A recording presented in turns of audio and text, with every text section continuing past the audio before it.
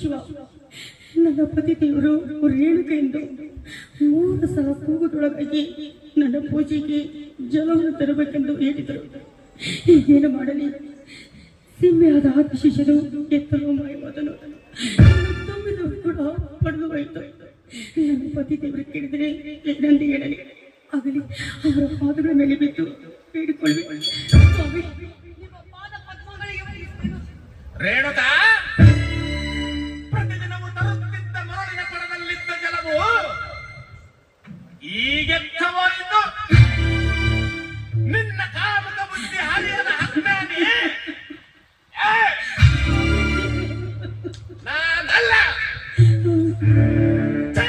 ದುರಾತ್ಮಳೆ ಸಮಯದಲ್ಲಿ ಸಿರಿ ಸಂಪತ್ತು ಅರಸತ್ವ ನಾನೆಂದಿಗೂ ಬಯಸಲಾರನೆಂದು,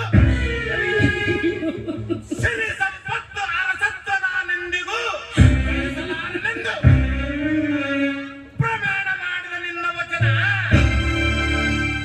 ಈಗೆತ್ತವಾಯಿತು. ನೀನು ಪತಿವ್ರತೆಯೇ?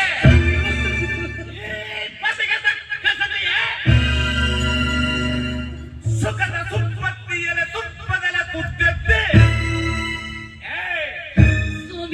ಸುಖದ ಸುಪ್ಪತ್ತಿಯಲೆ ತುಪ್ಪದೆಲೆ ತುತ್ತೆದ್ದೆ, ಹೊಟ್ಟೆ ತುಂಬ ತಿಂದು ತಿರುಗಾಡುತ್ತಿರುವ ನಿನಗೆ ಈಗೆತ್ತ ಗೊತ್ತಾಗುವುದು ಸತಿ ಧರ್ಮದ ಲೀಲೆ. ಸತಿ ಧರ್ಮವನ್ನ ಮೀರಿ ನಡೆದ ನಿನಗೆ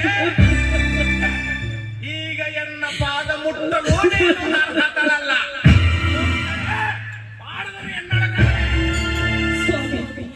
ಅನಿವನೊಂದು ಅನುಭವ ಅಪರಾಧವಾಗಿರಬಹುದು. ಹೇಳಿದ ನನ್ನ ಬಿಡುವಲ್ಲ. ಸ್ತ್ರೀ ಧರ್ಮ ಮರ್ತಿಲ್ಲ.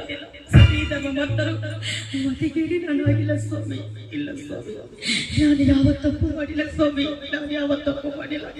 ನೀವು ನನ್ನನ್ನು ಕ್ಷಮಿಸಿದ ಇದುವರೆಗೂ ನಿಮ್ಮ ಪಾದವನ್ನು ಬಿಡಲಾರೆ, ಬಿಟ್ಟು ಹೋಗಲಾರೆ ಸ್ವಾಮಿ. ಸ್ವಾಮಿ ಎಂದು ಸ್ವಾಭಿಮಾನದ ಮಾತುಗಳನ್ನಾಡಬೇಡ. ಕ್ಷಣಿಕ ಸುಖಕ್ಕಾಗಿ